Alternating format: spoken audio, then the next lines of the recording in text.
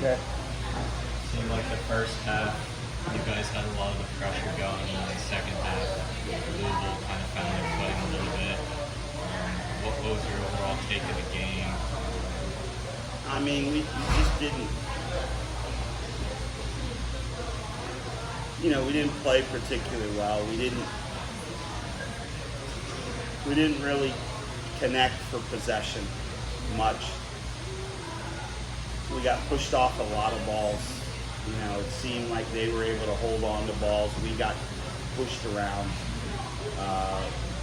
Largely ineffective with our movements in the attacking areas. I mean, we had crosses with no near post runs, no movement in the box. 4 crosses that got cut out, especially in the first half. The first 5 or 6 crosses we hit didn't even get over the first defender, and I don't know, none of them even had a near post run. So we're just standing there waiting to magically be given something. Very little movement as a group when we got in the final third. Their experienced team, we had the upper hand, so they sat in a bit, absorbed, and then as the first half wore on, they started to find some outlets. And when they were able to hold the ball, they're dynamic with their pace.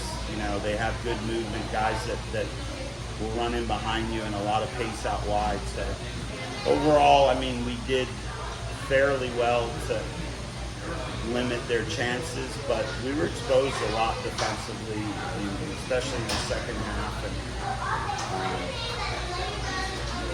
it was a poor, in my opinion, it was a poor outing for us. I don't think we had enough purpose.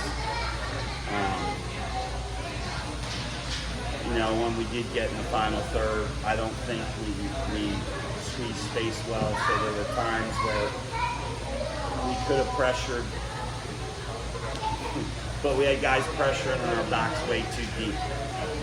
And then, when they hit a long ball, we'd win the header, and our attacking players didn't close. We got stretched. We weren't collective in that, and tonight we were poor. I think unfortunately, we weren't great against Phoenix. We won. We weren't great against Charleston. We won. We weren't great against San Diego. We did things well in all those games, but we've been starving for possession, better passing. I mean, there's a loose ball that comes to our player at the edge of the box at the beginning of the second half, and we can't control the ball. We can't get a shot off because the ball comes to us and it's a loose touch. There's a ball in the middle of the park that we can turn and no one's on us, and we try to one-time the ball and kick it out of bounds. That decision-making has been poor on the ball. And eventually you're not gonna win games just on defending and hard work. And we were fortunate tonight not to give up a goal at some point. They're dangerous on set pieces. They had a number of them. They had some balls whipping across the face of our goal, just like we had whipping across the face of theirs. It's disappointing. It's a home game. We'd like to think we gave ourselves a chance to win. I don't know that we did enough tonight. We could play this game 4 times over and we may not score if we don't create more chances. And I recognize there were 1 or 2 golden moments, but to score consistently, you should be getting 5, 6, 7 of those and another 7 or 8 chances on top of it. And we're getting very few looks, and you're not gonna capitalize on just 1 or 2 chances every game. We need to do more, and it's a team thing. It's not a Dequa thing. It's not a just the forward things. I mean, our midfielders are not playing the right balls at times, and that's the strength of our team. They're not controlling the tempo. They're not getting in the box. They're not, and that includes Kenny and Junior and Danny Griffin and some of our best players.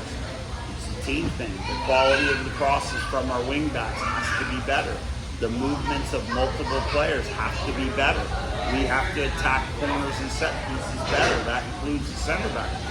And we're not doing it. We're sitting there waiting for the ball to bounce our way. Well, it does sometimes. You're in the game. It could have again tonight. We get a late corner. What if we score there? Everyone's happy. Reality is we have to do more, and we've been saying this for a while.